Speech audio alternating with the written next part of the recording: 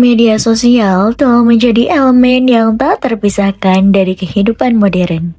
Setiap harinya, jutaan orang berbagi informasi, berkomunikasi, dan membentuk identitas digital mereka melalui berbagai platform seperti Instagram, TikTok, Facebook, dan X. Namun, penggunaan media sosial yang tidak bijaksana dapat menyebabkan berbagai masalah, mulai dari penyebaran informasi pribadi, kerusakan reputasi, hingga dampak negatif pada hubungan sosial di dunia nyata. Oleh karena itu, sangat penting bagi setiap individu, terutama generasi muda, untuk memahami prinsip literasi digital agar dapat memanfaatkan media sosial dengan cara yang sehat, aman, dan bertanggung jawab. Dampak positif dan negatif media sosial. Nah, kita bahas dampak positifnya terlebih dahulu. Untuk dampak positif, yang pertama, mempermudah komunikasi jarak jauh. Media sosial memberikan kemudahan luar biasa dalam berkomunikasi. Kita bisa terhubung dengan keluarga, teman, atau rekan kerja kapan saja dan di mana saja. Bahkan, komunikasi lintas daerah dan negara kini dapat dilakukan dengan cepat tanpa biaya besar. Hal ini menjadikan media sosial sebagai sarana komunikasi paling efektif di era digital. Lalu yang kedua, meningkatkan jaringan pertemanan dan hubungan.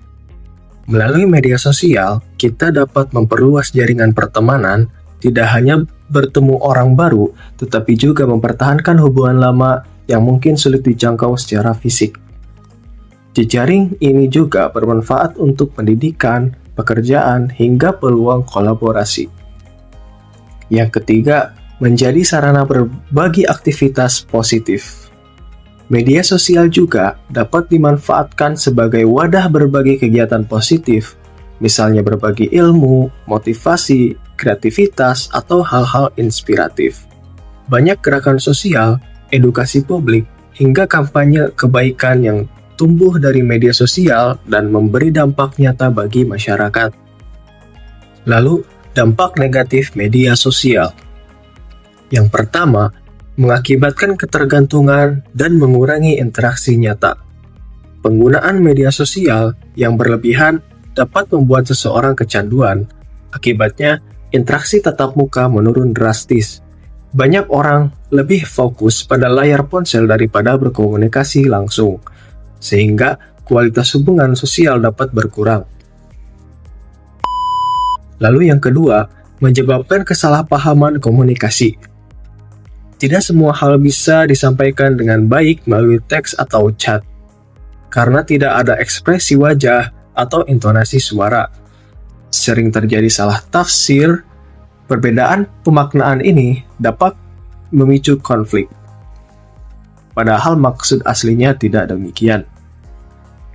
Lalu yang ketiga, meningkatkan risiko terpapar informasi tidak benar. Media sosial juga penuh dengan informasi yang belum tentu benar. Jika tidak berhati-hati, kita bisa salah memahami situasi atau menyebarkan informasi yang menyesatkan. Hal ini bisa berdampak serius, terutama terkait isu kesehatan, politik, atau berita kontroversial. Lalu yang keempat, menurunnya kualitas empati dan munculnya masalah psikologis. Penggunaan media sosial yang tidak bijak dapat mempengaruhi sisi emosional seseorang. Misalnya, merasa iri dengan kehidupan orang lain, tertekan karena standar sosial, atau kehilangan empati karena terlalu fokus pada dunia digital. Dalam jangka panjang, hal ini dapat berpengaruh pada kesehatan mental.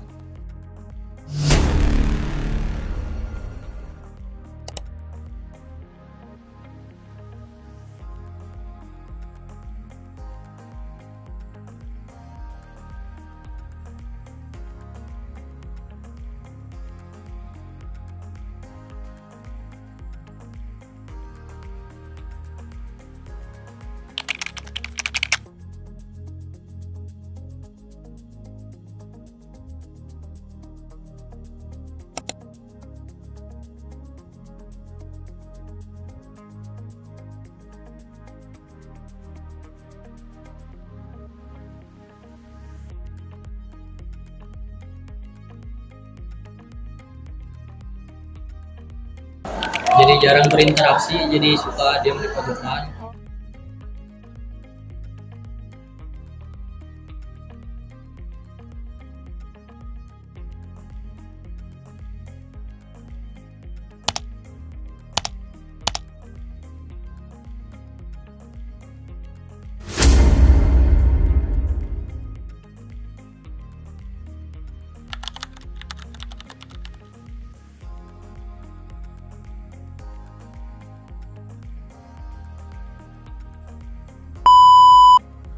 Yang selanjutnya adalah jejak digital. Jejak digital adalah semua rekaman aktivitas kita di internet, mulai dari postingan, komentar, like, sampai pencarian yang kelihatannya sepele. Contohnya, seperti mengupload sesuatu, terus beberapa menit kemudian langsung dihapus karena malu atau karena gak jadi mau mengupload hal tersebut.